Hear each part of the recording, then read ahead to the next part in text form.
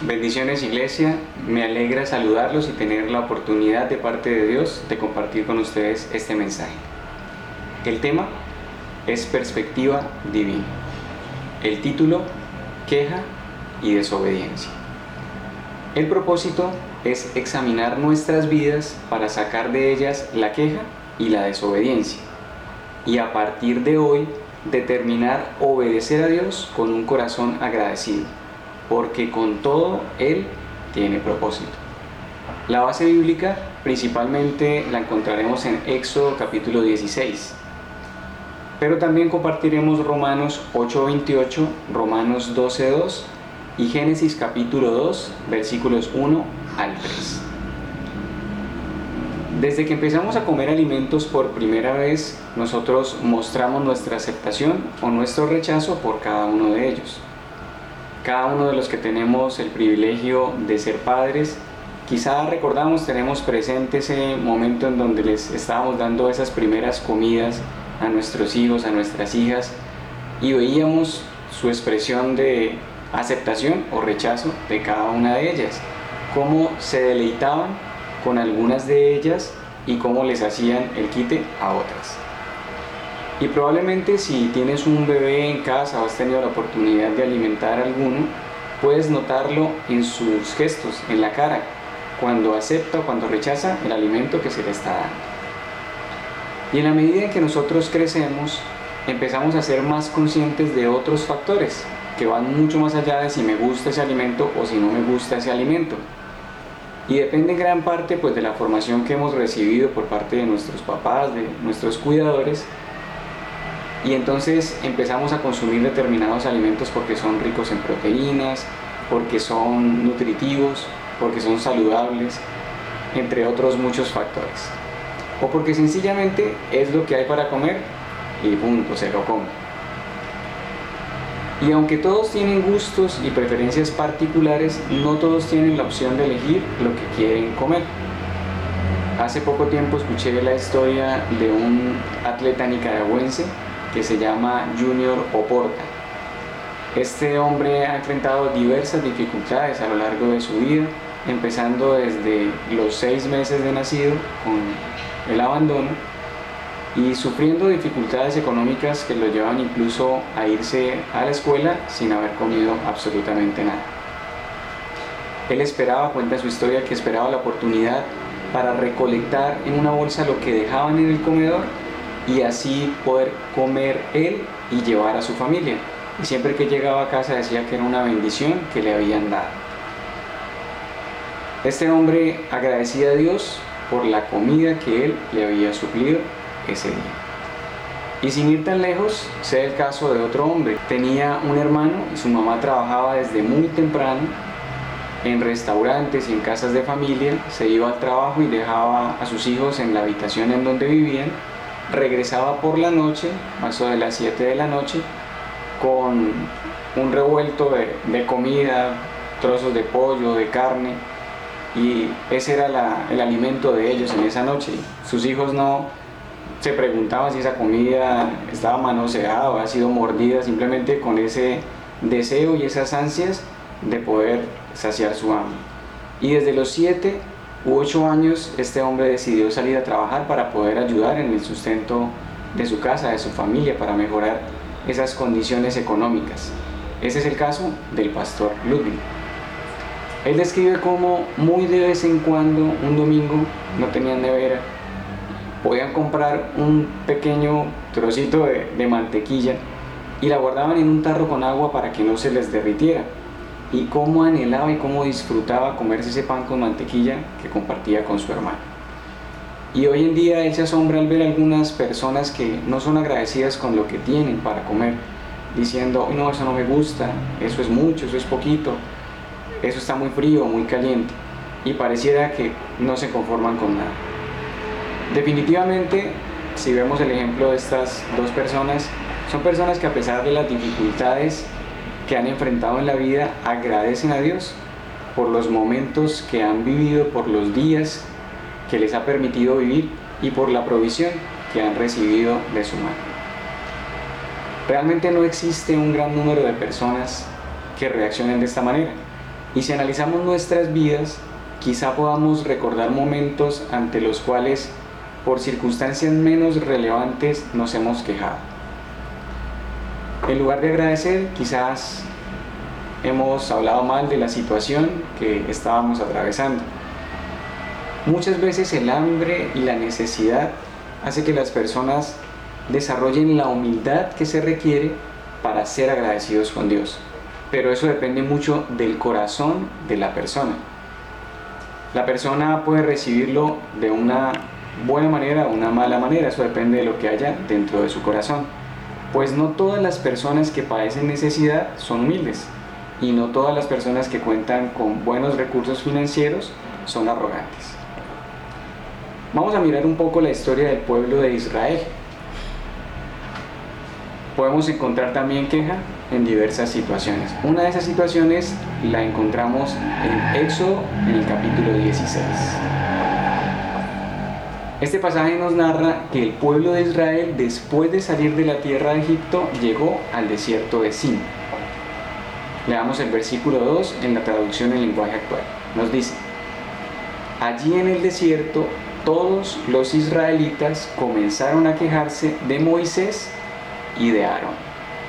El pueblo se quejaba diciendo que hubieran preferido que Dios los hubiese matado en Egipto, en donde se sentaban junto a ollas llenas de carne y en donde podían saciarse de todo el pan que se les antojaba, pero que no querían morir en el desierto, donde afirmaban que Moisés los había llevado para matarlos de hambre. Y nosotros, ¿cuántas veces hemos tenido la misma actitud que tuvo el pueblo de Israel? Quejándonos porque las cosas no nos resultan como hemos querido, como hemos pensado. Y es que en ocasiones como que tenemos tan resuelto la forma en como pensamos que Dios va a resolvernos la situación, que nos cerramos a una alternativa diferente, y eso realmente no nos gusta.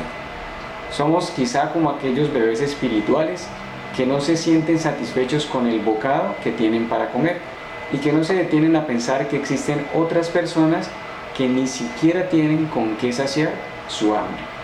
Iglesia, no se trata de nosotros, de lo que queremos, de cómo lo queremos, a la hora que lo queremos. No se trata de nosotros, se trata de vivir a la manera de Dios. Y al ver al pueblo de Israel añorando lo que ellos tenían en Egipto, la manera en cómo vivían allá, se puede ver claramente su inconformidad, manifestando que lo que les daba Dios y la forma en cómo se los daba no era la esperada. Pero entonces, ¿cuál es la manera de Dios? Dios tiene maneras muy creativas para hacernos ver que las cosas no se hacen como nosotros pensamos, sino a su manera. Que nosotros no somos Dios, sino Él. Y que con todo lo que Él permite, lo permite con un propósito en particular. Su palabra dice en Romanos capítulo 8, versículo 28, en la Reina Valera actualizada del 2015. Y sabemos que Dios hace que todas las cosas ayuden para bien a los que lo aman. Esto es, a los que son llamados conforme a su propósito. En Éxodo capítulo 16, del versículo 4 en adelante, se muestra la respuesta de Dios ante la queja de su pueblo. Vamos a ver su manera de resolver esta situación. Entonces el Señor le dijo a Moisés: voy a hacer que les llueva pan del cielo. El pueblo deberá salir todos los días a recoger su ración diaria. Voy a ponerlos a prueba para ver si cumplen o no mis instrucciones. El día sexto recogerán una doble porción y todo esto lo dejarán preparado. Más adelante en el versículo 8 nos dice: y añadió Moisés: esta tarde el Señor les dará a comer carne y mañana los saciará de pan, pues ya los oyó murmurar contra él, porque ¿quiénes somos nosotros? Ustedes no están murmurando contra nosotros, sino contra el Señor. El versículo 11 nos dice: el Señor habló con Moisés y le dijo: han llegado a mis oídos las murmuraciones de los israelitas. Diles que antes de que caiga la noche comerán carne, y que mañana por la mañana se hartarán de pan. Así sabrán que yo soy el Señor, su Dios. Y así como Dios le dijo a Moisés, esa misma tarde el campamento se llenó de codornices. Y por la mañana, al desaparecer el rocío, quedaron sobre el desierto unos copos muy finos que los israelitas nunca habían conocido, no habían visto jamás. Y entonces se preguntaban unos a otros, ¿y esto qué es? A lo que Moisés les respondió. Versículos 15 y 16. Es el pan que el Señor les da para comer. Y estas son las órdenes que el Señor me ha dado. Recoja cada uno de ustedes la cantidad que necesite para toda la familia, calculando 2 litros por persona. Versículo 19. Entonces Moisés les dijo, nadie debe guardar nada para el día siguiente. Hubo algunos que no le hicieron caso a Moisés y guardaron algo para el día siguiente, pero lo guardado se llenó de gusanos y comenzó a apestar. Entonces Moisés se enojó contra ellos. Los versículos a continuación nos cuentan que por la mañana cada uno recogía la cantidad que necesitaba y al día sexto recogían el doble. Dios les había ordenado que el día anterior al día de reposo debían cocinar y debían hervir todo lo necesario para el día siguiente, que era el día de reposo, pues en ese día no debían hacerlo por ser el día consagrado al Señor. Versículo 24. Los israelitas cumplieron las órdenes de Moisés y guardaron para el día siguiente lo que les sobró y no se pudrió ni se agusanó. Cómanlo hoy sábado, les dijo Moisés, que es el día de reposo consagrado al Señor. Hoy no encontrarán nada en el campo, deben recogerlo durante 6 días, porque el día séptimo, que es sábado, no encontrarán nada. Algunos israelitas salieron a recogerlo el día séptimo, pero no encontraron nada. ¿Y esto qué tiene que ver con nosotros? Nosotros tenemos 2 opciones. Una es creerle a Dios, o la otra es desconfiar de Él. La queja nace en un corazón que no confía, que no cree que Dios tiene el control de cada una de las situaciones de nuestra vida, las situaciones que enfrentamos día a día. Dios no es ajeno a nuestra realidad. Él está esperando a que nos soltemos en sus brazos, a que le entreguemos por completo el control de nuestras vidas. Su voluntad, dice la palabra de nuestro Dios, que es buena, agradable y perfecta. Esto lo encontramos en Romanos capítulo 12, versículo 2. La Nueva Versión Internacional dice: no se amolden al mundo actual, sino sean transformados mediante la renovación de su mente. Así podrán comprobar cuál es la voluntad de Dios, buena, agradable y perfecta. Y si decimos confiar en Él, entonces debemos seguir sus mandatos, debemos seguir sus instrucciones. Dios le dijo al pueblo por medio de Moisés que nadie debía guardar nada para el día siguiente, como lo leímos en el versículo 19. Pero el versículo siguiente dice que hubo algunos que no le hicieron caso a Moisés y guardaron algo para el día siguiente. Pero ¿qué sucedió con lo guardado? Se llenó de gusanos y comenzó a apestar. Iglesia, obedezcamos a Dios y no veremos consecuencias a raíz de nuestra desobediencia, pues ya sabemos el resultado de esto, y es que comenzará a apestar. Dios le dijo al pueblo por medio de Moisés también que el día séptimo no encontrarían nada en el campo, pero aún a pesar de esta advertencia que leímos en el versículo 26, leímos en el versículo 27 también que algunos israelitas salieron a recogerlo el día séptimo, pero no encontraron nada, así como Dios se los había dicho. Entonces, no tomemos decisiones que vayan en contra de lo que Dios ya nos ha hablado. No insistamos en hacer cosas que no tienen ningún sentido, no vamos a obtener nada. Si Dios nos dijo que no lo hagamos, no debemos hacerlo. Si Dios nos dice que lo hagamos, debemos hacerlo. Continuando con el pasaje, en el versículo 28 dice: así que el Señor le dijo a Moisés: ¿hasta cuándo seguirán desobedeciendo mis leyes y mandamientos? Tomen en cuenta que yo, el Señor, les he dado el sábado. Por eso en el día sexto les doy pan para 2 días. El día séptimo nadie debe salir, todos deben quedarse donde estén. Fue así como los israelitas descansaron el día séptimo. ¿Qué nos dice el versículo 29? Que el día séptimo nadie debe salir, todos deben quedarse donde estén. Y si nos remitimos al principio de la palabra de nuestro Dios en el libro de Génesis, capítulo 2, versículos del 1 al 3, podemos leer, Nueva Versión Internacional, dice: así quedaron terminados los cielos y la tierra y todo lo que hay en ellos. Al llegar el séptimo día, Dios descansó, porque había terminado la obra que había emprendido. Dios bendijo el séptimo día y lo santificó, porque en ese día descansó de toda su obra creadora. Entonces, resumiendo este versículo, estos versículos, al llegar al día séptimo, ¿qué fue lo que Dios hizo? 3 cosas. Descansó, lo bendijo y lo santificó. Entonces, nosotros, ¿qué deberíamos hacer el día séptimo? Ahí podemos ver el modelo. Debemos descansar, debemos bendecirlo y debemos santificarlo, es decir, debemos apartarlo para Dios. Como mencionaba el pastor Ludwig en una enseñanza pasada, quédate en casa, quédate bajo su sombra, quédate bajo su cobertura, quédate bajo su voluntad. Acepta lo que Dios tiene trazado para tu vida. Él es Dios y sabe qué es lo que permite en tu vida y con qué propósito lo hace. A Dios no le queda absolutamente nada al azar. En este tiempo, iglesia, dejemos que sea Dios quien tome el control, dejemos de quejarnos, empecemos a obedecer su palabra, la cual expresa su voluntad.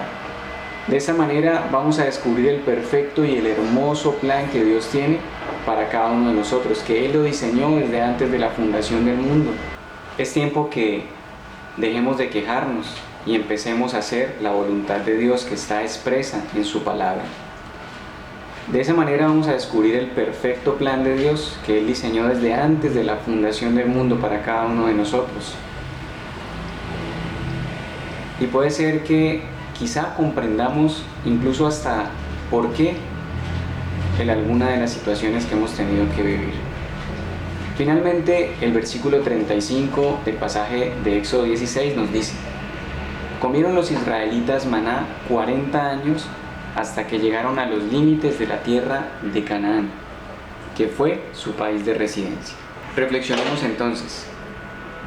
En estos tiempos de confinamiento, tal vez es tiempo de darnos cuenta cuál había sido nuestro maná, es decir, esa provisión que Dios nos había estado dando día tras día. Así como Dios le suplió al pueblo de Israel por 40 años. Tal vez ahora quizá ese maná no está, o de pronto no está en la medida en la que veníamos estado acostumbrados. Tal vez tenías la bendición de tener personas cercanas en casa que te abrazaran, que te escucharan, que te dieran de su tiempo. Y ahora obligatoriamente tienes que estar alejado de ellas. ¿Aprovechabas ese maná? Esos abrazos, esos afectos, ese cariño que recibías, esa atención que esas personas te brindaban estando cerca tuyo, o por el contrario, quizás no lo estabas valorando. ¿No te conformó tener el sustento del día y de pronto, como el pueblo de Israel, quisiste recoger de más? Sobrecargándote quizás día tras día con más y más trabajo, y tal vez ahora quisieras tener, aunque fuera el maná, esa provisión diaria. Recogiste quizás tantas codornices que olvidaste mirar al lado quién estaba necesitando, de pronto una ayuda, de pronto con lo que pudieras colaborarle.